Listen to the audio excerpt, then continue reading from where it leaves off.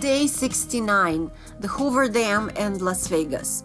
So I started off the day driving down the mountains to Las Vegas, and that was one of the things I did not realize, that it actually sits in the valley and it is surrounded by pretty tall mountains.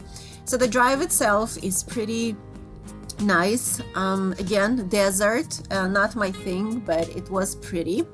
And I decided to skip the city and shoot straight to the Hoover Dam.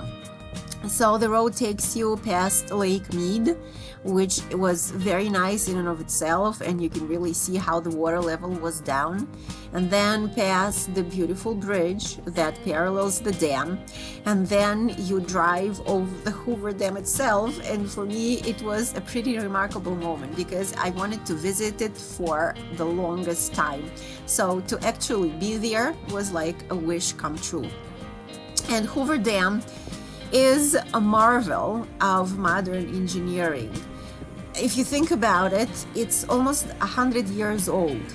And just to imagine that 100 years ago, people had the technology and the materials and the wherewithal to build this huge pinnacle of engineering, and it stands to this day, and it will probably stand for many hundreds more years, some unexpected catastrophe notwithstanding. It was really cool to see the dam and the bridge and the huge electric towers, or whatever it's called, standing and literally hanging off the cliffs around it. And actually the bridge of the dam spans two states. On one side it's Nevada, and on the other side it's Arizona. So you walk, and literally it takes about a minute to walk between the tower that says Nevada to the tower that says Arizona, and there is an hour's time difference between the Pacific time and the mountain time. And I didn't know it, but they have this huge funky sculpture with sort of like a time capsule buried inside it, which is supposed to be a sign should humans die out and aliens come visit Earth sometime in the future, then they would be able to discover who built the Hoover Dam and what it was. Anyway, kind of weird idea, but the thing looks pretty cool. And then Lake Mead itself. It was in October, after a couple of years of a very severe drought, and you really see how the water is down. And now, almost a year later, I'm reading news reports about how the water level keeps on going down, and they're finding bodies and boats and what have you not in the lake. So yeah, that was the Hoover Dam and Lake Mead. And then I drove into Vegas, and I had a whole bunch of things on my list to do there. First of all, I decided to treat myself to a hotel, and for old time's sake, I decided to stay at the Luxor, because that's where my husband and I were when we took a trip to Vegas about 20 years ago, even more. And then I walked the Strip, part walked, part rode the monorail, which was not there when I was in Vegas last time.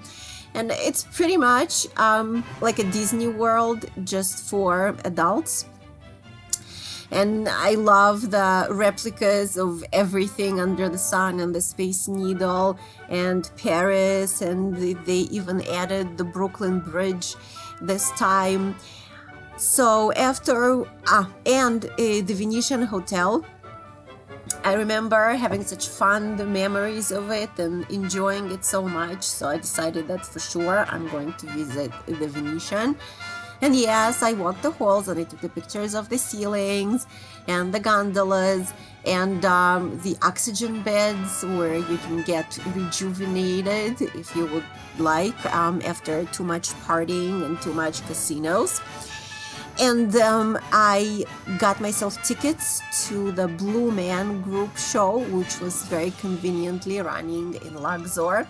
I heard about them for years and years, so I decided it was finally time to see what all the noise was about.